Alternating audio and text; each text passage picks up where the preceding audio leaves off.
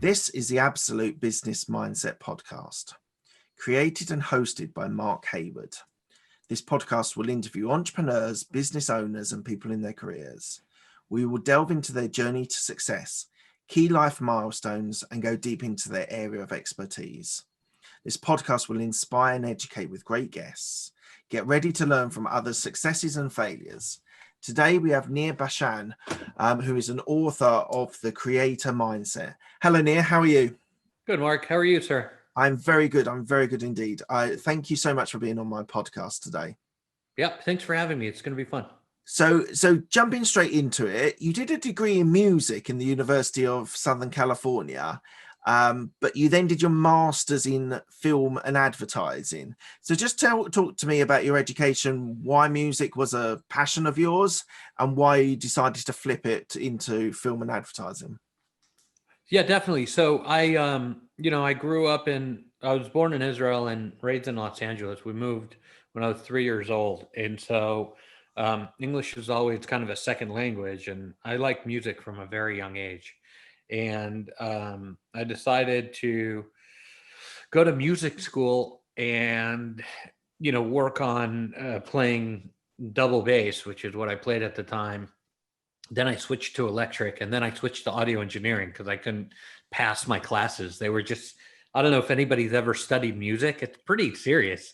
There's a lot of music theory and oral skills and counterpoint and just very complicated stuff. And in a way, going to school is kind of taking the passion of music away, once you start to look at things in minute detail, it takes kind of the magic out. And so I switched over to audio engineering and worked on a ton of albums, a lot of stuff. I worked on some famous stuff, some not so famous stuff. And I started to recognize a pattern in everything that I was doing. And the pattern was that people who were creative did well and people who weren't creative did not do well. And at the same time, I noticed that it was crazy. Like literally, I noticed that anybody could be creative. I worked on some albums with some musicians that are famous. I saw Sheryl Crow and Rod Stewart. Oh my God. It was awesome. And you picked the really good ones, but some of them are no better than you or I. Like you can just put out an album tomorrow, the Mark Hayward Project, and you've never sung a note in your life, and you could sound really good by all the. I'm not sure I could, but okay, I'll take your word for it. Yeah, it's amazing, and I found that creativity is one of those things that can be really learned and practiced. And so I saw a methodology that people had that was repeatable. They have a notebook or write stuff on their phone or whatever method they had, it was repeatable. And so, when I left music and I started working in other fields, I noticed that same thing. Like the people who were creative had a system, but nobody was talking, right? Nobody was like, hey, this is what you should do. This is a great system. I couldn't find it. I couldn't find the system out there. And so I ended up creating my own with my book, The Creator Mindset, which is really a system for anybody to use to be able to be creative. So let's go straight into your book then, The Creator Mindset. If I haven't read it yet, I will look to read it. Oh no, I know. But it's interesting. So why do you think people that are creative are successful? Well, like what's your definition? What's your definition of a creator, and how do you get into that mindset? And just talk me through that. Definitely. So for me, creativity is the ability to solve problems in a way that nobody's able to solve them. So I believe that about 60,000 years ago, a woman named Harriet was the world's first creative person. And, she was like 20 and like a great grandma by then, because everyone died at like 22. I mean, seriously, it was horrible. In part because the beasts on earth were far more powerful and, faster and all this, they had, prehistoric animals were gnarly. And so she, was being attacked, and she saw a stick that was nothing but, a walking stick. And she saw like a little berry picker, which had an edge on it and nothing but a berry picker. But when she put the two things together, she had the world's first creative thought. And that creativity enabled her to stave off this beast who was attacking her. And so she ran immediately to the village, shared it with her friends. And ever since that moment, creativity became a principle of survival for humanity.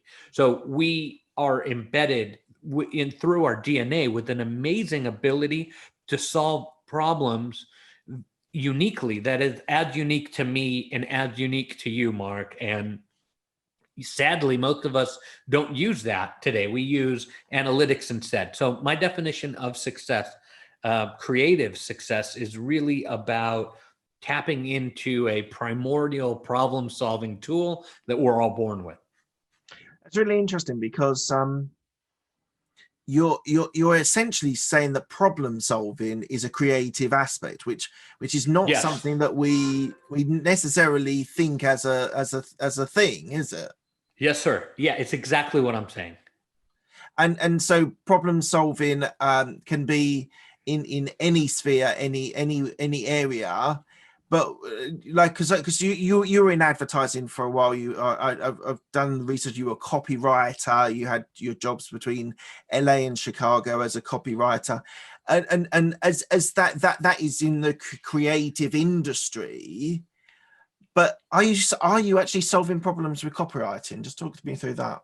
Yeah, definitely. So, I've been a serial entrepreneur my whole life, and I've gotten many offers to come on full time at different places that I've worked, but I made more money jumping around.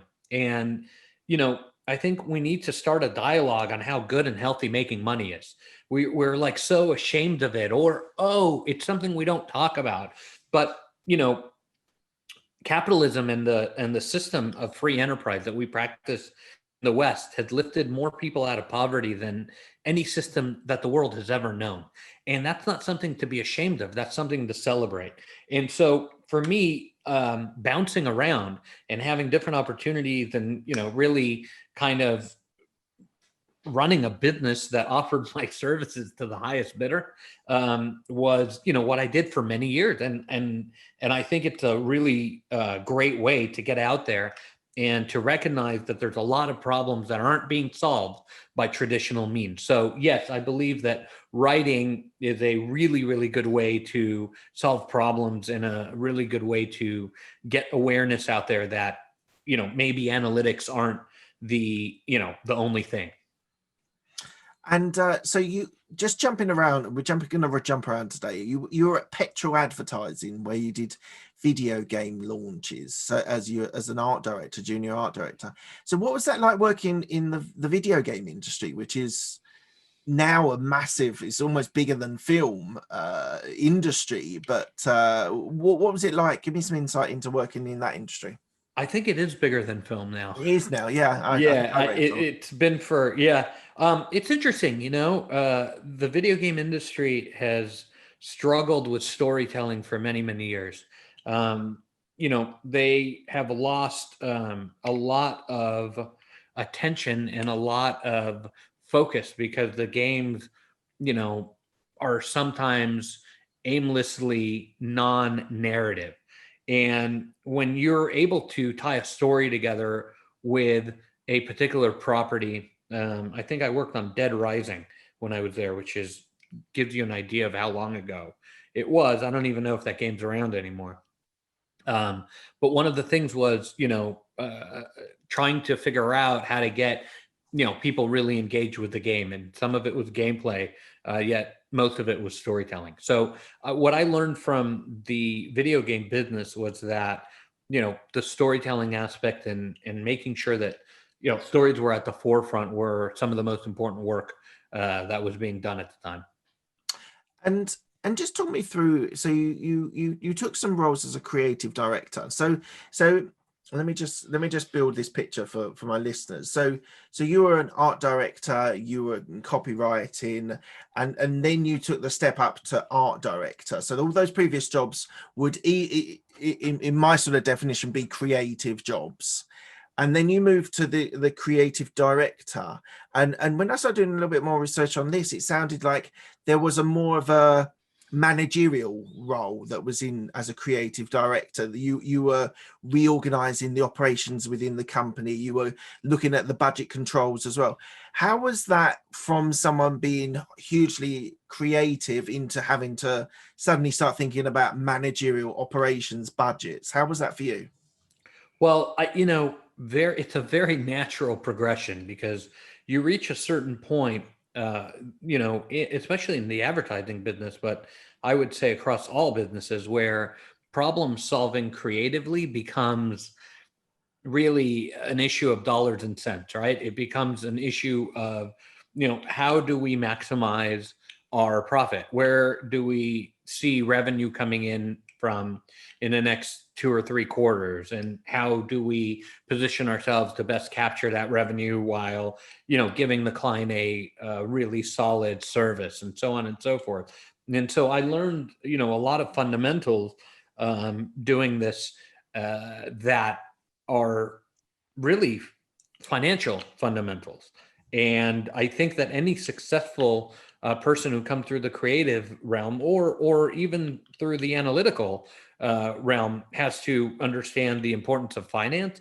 But I think what's missing is the way that we look at finance, right? So traditionally we look at finance with a myriad of analytical tools, and we don't look at things in a creative way. We look at spreadsheets and numbers and all this stuff, and we accept it as is. We don't look at what's beyond those numbers and what the numbers really mean. And if you are able to then really look at what those numbers mean, you find that the numbers don't tell you the whole story. So there's a lot of creativity that goes on when you look at numbers. So for example, like if you look at sales numbers, right? Or, your projections, what you're not seeing is the relationships. You're not seeing the soft skills. You're not seeing the empathy. You're not seeing, the effect that, a particular product or service will have down the line. You just see a snapshot of the past, and you try to make decisions based on a snapshot of the past, which are literally as irrelevant as, the minute they were put on paper. So I talk to, and I work with a lot of businesses today that, are trying to wrap their heads around how to make solid decisions moving forward when all of the analytics are pointing to something that happened in the past. And that is that takes a creative construct. It's not something that you look for in the annals of analytics to help explain, right? You need a different way. You need a new way of thinking. And that's what creativity offers for me. But there is forecasting. There's forecasting you can do with analytics. There's forecasting you can do with finances to project what you suspect the future is gonna hold financially for a company. You can do a 3-year projection on that. So yes, you can do projections. It's not always looking just on what's happened in the last year. Right. The projections are based on what happened in the past. If you look at a snapshot Yes. of the stock market, right? Yes. If those projections were accurate, Mark, there'd be, Everyone would be millionaires. making money off of Yeah. it. Oh, Yeah. I would be tomorrow. I would be rich, right? So a lot of these things aren't entirely accurate. Yes, they have projections. Yes, they try to tell you what will happen. But I don't know. I don't agree with those things at all. If your listeners have a person, who wrote a book or a program that they know of that can accurately predict the future, I want in. I want in. I want in now. So call me up, send me an email, hook me up, because this is what I need. What I talk about is not kind of a get rich quick scheme, right? It's not about, using creativity and then tomorrow you'll be a multimillionaire. I mean, it could happen, but probably not. My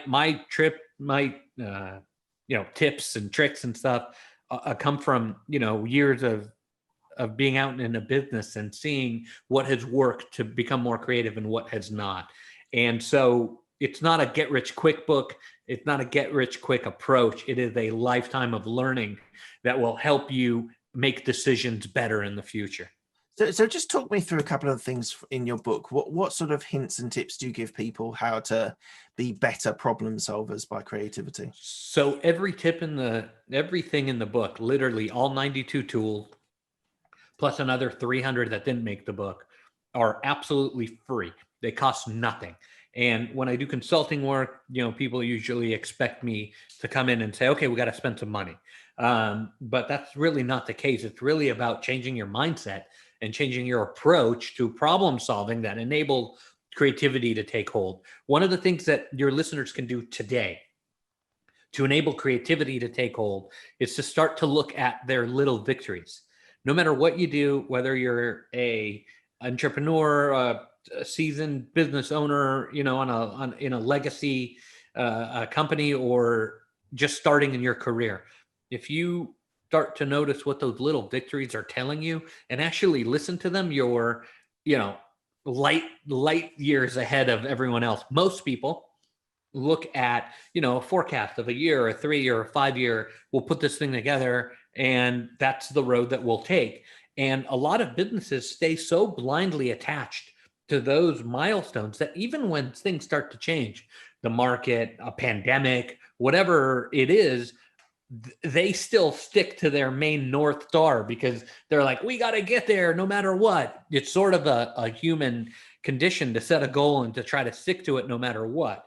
But if you're not paying attention to those little victories, then you can miss out on a lot of things that can guide you into a direction that you would have never have taken before, that could be far more powerful than that original destination. So one of the thoughts of me is that I do not celebrate the little wins. I'm constantly being told by friends, like coaches, that you should just enjoy the moment a little bit more, Mark.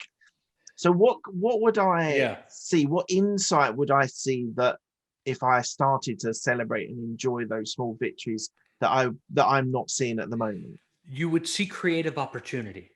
Okay, so I'll give you an example. There was an ice cream salesman many years ago who wanted to sell a bunch of ice cream machines, right? So his construct was analytical. Volume.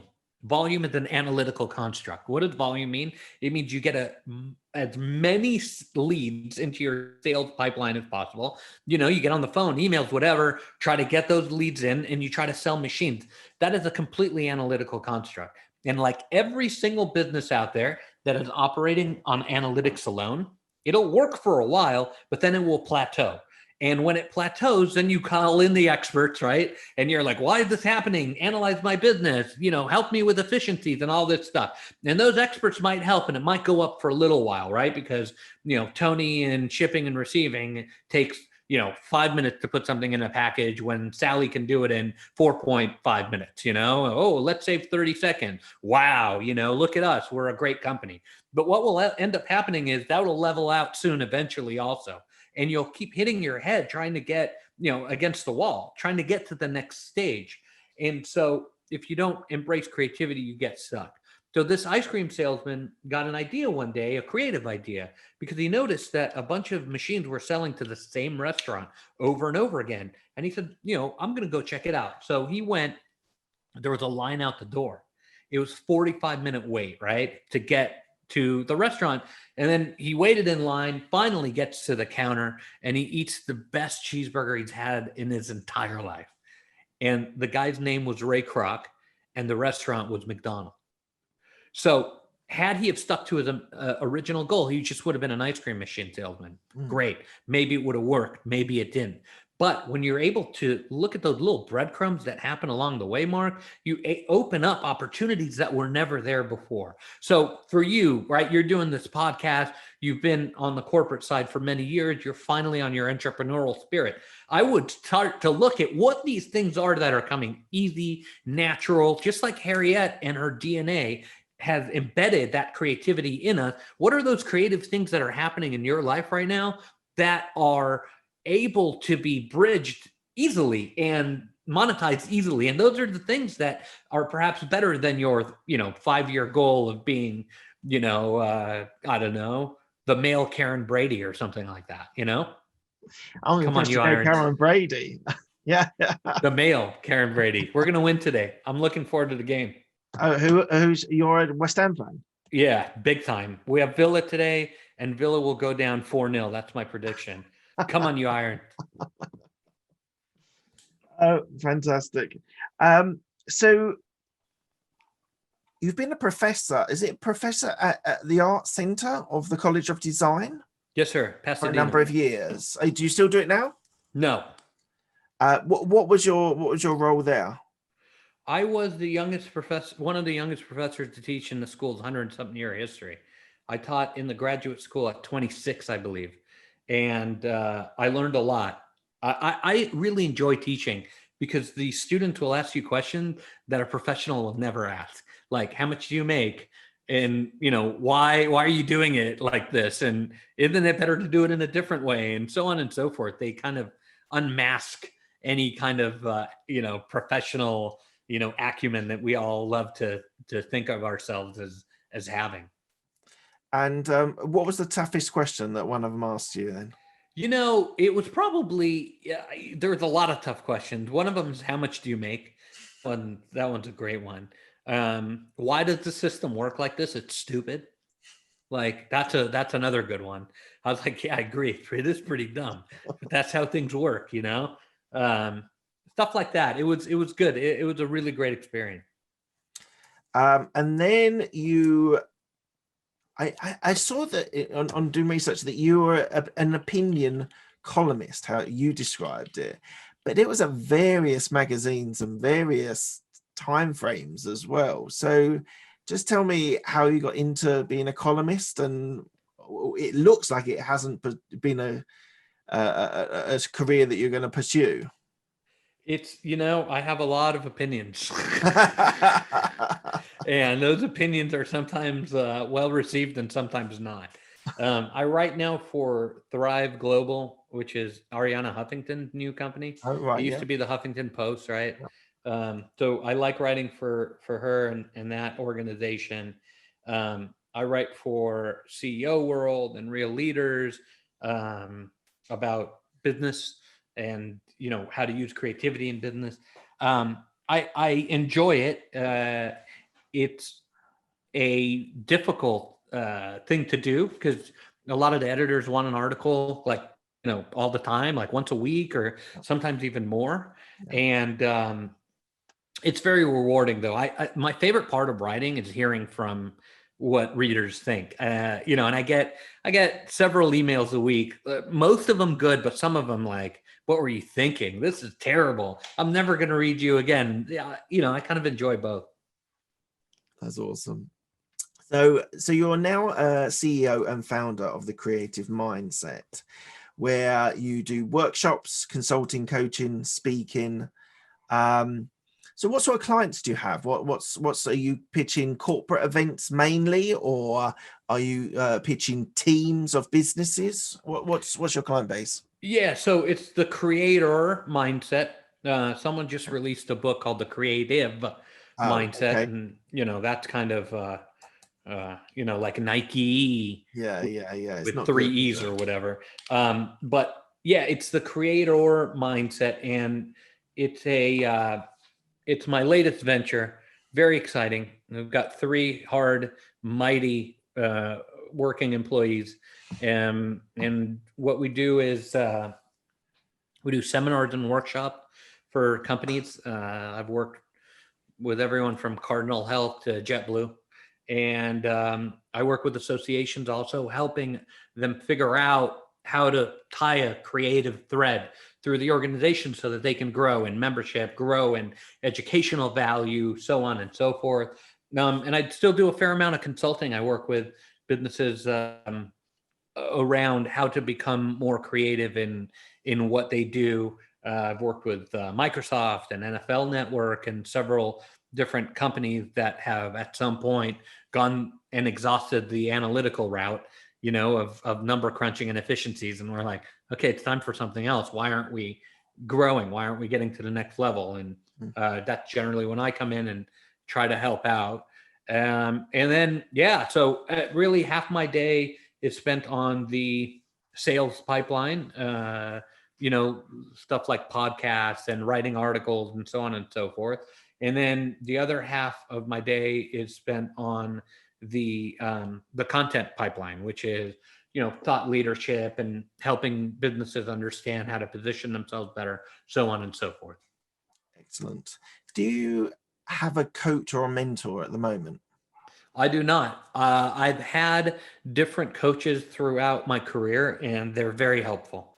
I tend to use coaches and, paid coaches. I don't like mentors because there's no cash exchange. I like a hard and fast fiscal transaction so that the relationship is defined. Here's a set amount of hours, help me get through this. I like that environment because it's really a hand up, not a handout, right? And so I've had several great relationships with, mentors, with coaches in my career, and I've had some terrible ones where, literally you paid somebody and the money like evaporates, and they put you on some auto responding email. I mean, I've had that happen too.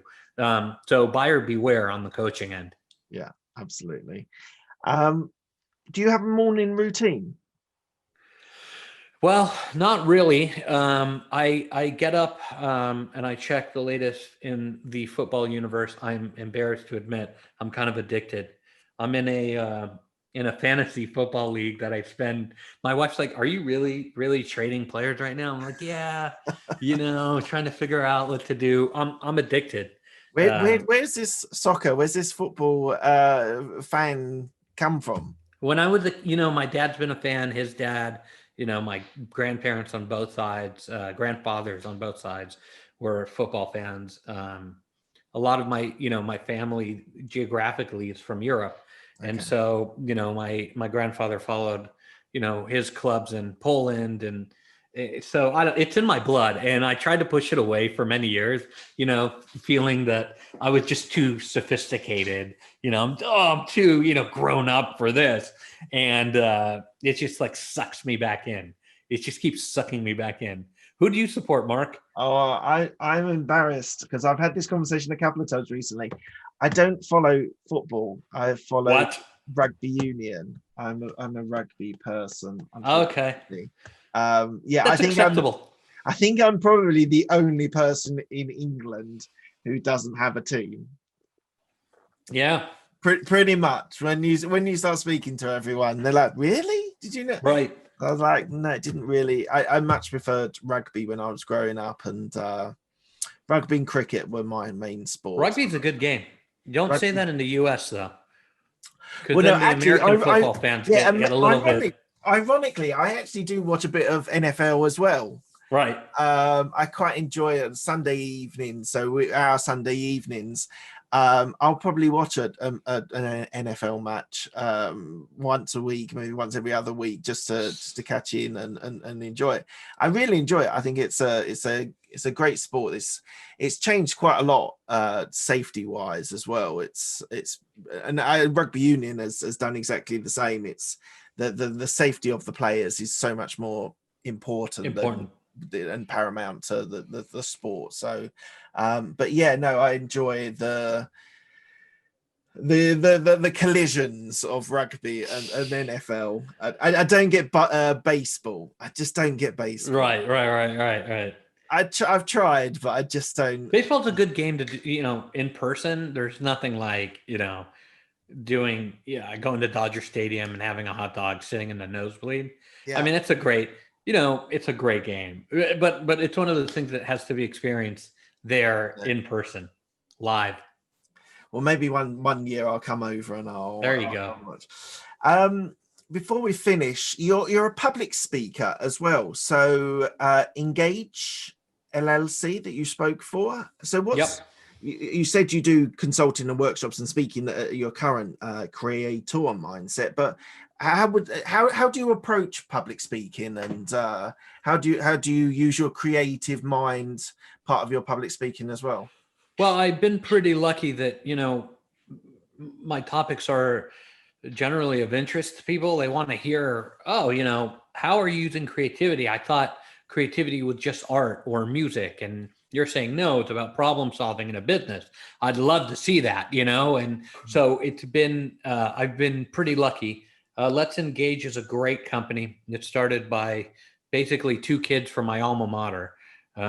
They probably would hate me describing them as two kids, but they're like under 25, and so they're kids. And they revolutionized the speaking business. It's amazing. So everything's done on the phone now. It used to be that you called and they'd say, "Oh, I have, James Smith and Nir and, Sally, whatever available. And you go, oh, I don't know. And you'd work out the rate and it'd go back and forth and blah, blah, blah. So these guys just made everything online. You literally go to their website. You're like, I like Nir. You hit book. You put in your own rate, which is amazing. And, I accept or I don't. So that's kind of how it works. It's really brilliant.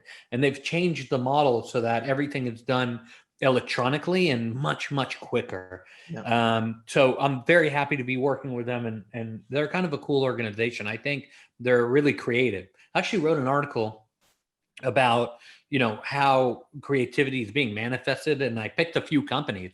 They're one of the companies that I picked because I think they're doing things differently and better. And that's what creativity is all about. It's like looking at what you're doing, what your business is, and what your product or your service or even your career is, and saying, how can I do this better? I talked to several groups. I did a real estate group just before COVID hit, where, everybody was an employee of one of the big firms. And I said to them, you guys can do really, really, really amazing creative things within the confines of what you have, just by how you approach that problem and how you solve it. And people were really excited about the fact that they could own their own destiny. And so I feel like no matter what you do, no matter who you are, whether you work for someone else or whether you work for yourself, you can then take that leap onto creativity and do incredibly well. It's an interesting concept, the whole creativity and using it as a problem solving, because like I worked for the big four consulting firms. I've worked for two of them over the last 15 years. And can we drop names? Probably now. I work for PwC and KPMG.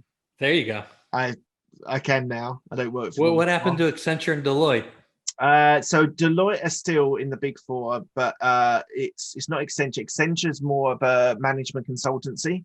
So it's PwC, KPMG, Deloitte, and EY. And I worked for PwC and KPMG, and what was interesting is their approach to problem solving. And what I was thinking about my experience there, and your interpretation of creativity might be changing maybe someone's role that tweaks their involvement in a certain area, whether it's a different project, whether it's because you get very involved in your immediate area, and actually part of the enjoyment of working for such a big company is that you're able to dip into many different areas and gain a lot of skill sets and a lot of good experience in different areas. Yes. So these large organizations, these corporate organizations that you've worked with, I find they're very hard to maneuver fast because they're such big battleships. They're difficult to be able to move their North Star to somewhere else. How do you get on working with corporates that are very much set in a particular trench for probably the next year or two? Usually I start in sales because people want to see an immediate ROI. So, I work with sales teams on, sometimes it's, really basic, the Northeast is not communicating with the Southwest. We don't know what they're doing, and on and on. And I find that, the problems, when you boil them down to their essence, and I talk about how to do it in the book, but when you boil them down to their essence, they're very common problems, right? Communication, ego, complacency, on and on. There's these root causes of these things that, once you're able to look at creatively, then you can kind of unset them. And once you unset them, you create an energy where everybody else wants to unset them. And it's kind of a domino effect that leads to real and profound change. Nothing happens overnight, though. I have to underline this thing because people, are, in my opinion, soiling the publishing world by, get rich quick in 2 weeks, the 14-day real estate boom book and stuff like that. And I feel it crowds out messages like mine that are genuine and that really work, but work over the long term. Nobody wants to hear that you have to put hard work into something anymore. Everybody wants the quick fix. If you want the quick fix, I'm not your guy. Don't go. There's another million people out there that can promise you wealth, wealth in your sleep, the 2-day work week. Yeah, come on, dude. What 2-day work week? I've been working since I was 9, like 9 years old. I've been washing cars door to door. I worked in advertising while running production companies in Hollywood. While I had a furniture refinishing business at one point. I worked in a call center. I ran that call center. Like, there's no easy like button. And if somebody has the easy button, please call me because I need it. I want it. I'm your first customer if you have the Nia, easy if button. I hear about this magic button or this magic lever, Yeah, you'll call me up. You'll be the first on my. Yeah, I want to be the first. What I talk about, especially when I work with big companies, is that listen, if you guys want an ROI and an immediate response, go to someone else. And generally, people are like, "Oh, cool, nobody really ever turns down work." I say, "Yeah, but I want to be realistic as to what I can help you do, because there's only so much influence that I can bring. It really has to come from individuals." I start people reading the book, because once they read the book, they go, "This is so cool. And I think that we can do something like this in this organization." And then I say, "Okay, what resonated with you?" And then we talk about that, and we kind of go into a consultancy with the expectations that, hey, it's a work in progress. Yeah. Okay, Nia, we're coming to the end of our time together, unfortunately. I asked 6 questions. I ask all of my guests. They're quick fire questions. They don't need a quick fire answer. It's up to you. But the first one is, what's the best decision that you made? Ever? To have my to have a child, the best decision ever. I highly suggest it to everyone. Have kids. I've got 2. I've got 4 and 6. They're the best. Yeah, they are. I love children. What's the best piece of advice that you've been given? Probably to tuck in my shirt and comb my hair, because nobody likes to buy anything from a bum. That's what my early mentor, when I was 15, I worked for him. It was a coffee delivery service in Hollywood. Right. And I'd show up and he'd be like, "When was the last time you combed your hair?" I'm like, "I don't know." He's like, "Tuck in your shirt, comb your hair. Nobody wants to buy anything from a bum." And I'm like, "This is great." I mean, it was like business school and 2-minute quips. Yeah. Who's the person that's helped you most in your career? It might be an unpopular answer, Mark, but it's me. Honestly, sometimes the best helping hand is found at the end of your own arm. And so there's so many people today who will, answer these types of questions and, this person or that person. But at the end of the day, if you take ownership for your actions, you're doing pretty good. So I would say just the sheer grit of determination has gotten me to where I am today. Awesome. What do you have any regrets? Yes. How many hours do you have? Can we do 10 more shows? Should we do another season together? Yes, millions of them. We could do another session just talking about the regrets, but go on. Yeah, there's a lot. I'm sure you have some too. Well, this is an interesting question, because you either get 2 camps. You either get no, I never regret anything in life because right. I am where I am, and then, which is fine, it's a good answer, but then you get the truth from other people, right. And I feel we're going to get some truth from you, Nir. Yeah, I yes, a lot. I've regretted a lot. I've made some really bad decisions. One of them that just comes to mind now, because it's actually a tool that your listeners can use, is to shut up more and listen.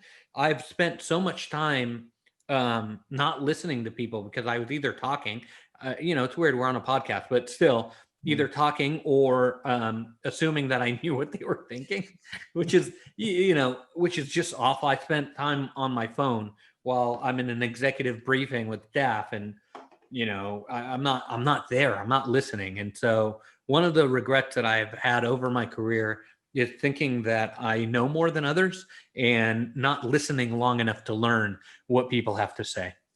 Awesome. Thank you for your honesty. What are you most proud of? I'm really proud of the book. I think it took 6.5 years to write. Wow. I'm not a professor. I don't sit in some Ivy League, school where I have classes on Mondays and Thursdays, and I'm free to think on Tuesdays, Wednesdays, and Fridays. Dude, I'm busy grinding it out, man. I got payroll and, taxes and health insurance and legal fees and, all the stuff that you have and all your listeners have. And that, I think, differentiates my book from others in the fact that, it's a field manual rather than a work of art or some kind of, Hemingway-esque, Steinbeck-esque. I mean, I write like I talk. So if you like, anything you're hearing, you'll love the book. I'm really proud of the book. It was a grind, dude, a grind. Like, it was an hour on the plane to a client. It was, 45 minutes before the baby woke up. And, it was that kind of thing. It was never like, a cabin in the woods and scotch, right? And a cigar, right? Doesn't everybody think that? Like a nice fat Cuban and just like relaxing. It was like, half an hour. Oh crap, I have half an hour. Maybe I could bang out 2 paragraphs. Let's go. So that's kind of how this thing came together. And I'm very, very proud of it. It's doing really well too, Mark. Like it's selling really well here in the US and in England. Parts of Asia. So it's exciting. It's exciting to see something that you're really passionate about and that you've worked really hard on, resonate with people. Yeah. Awesome. What does legacy mean to you? I think legacy is what you leave behind, and I hope that mine is really one of helping, the world become a bit more creative and rely a little less on analytical constructs and analytical thinking. Awesome. Lastly, where can people find you? So there's 3 Nir Bashans in the entire world. It's NIRBASHAN. I'm pretty easy. Dude, if you can't find me, then I don't want you to find me. Let's put it that way. There's a closet designer in Israel that's named Nir Bashan. That's not me. And there is a guy uploading all these video game clips, like college game stuff. The kid's like 14. That's not me. If I wish I had time to play video games. So I'm pretty easy to find. NirBashan.com. Hit contact. My email's there. My phone number's there. You can call me and we can have a chat. Pick up the book. It's everywhere. It's everywhere. It's around the world. Yeah. McGraw-Hill released it. It's on Amazon or wherever you like to buy books. And I'd love to hear your thoughts as you read it. Shoot me an email and let me know. Oh, Nir, this is the worst thing I've ever read. Like my poor eyes are bleeding out of my head. Or like, hey man, I actually learned something. Thank you so much. Let me know. I will encourage my listeners to reach out to you after reading it. Thank you, Nir. Thank you so much for your time. I really appreciate it. Thanks, Mark. I appreciate being here. Pleasure. Cheers.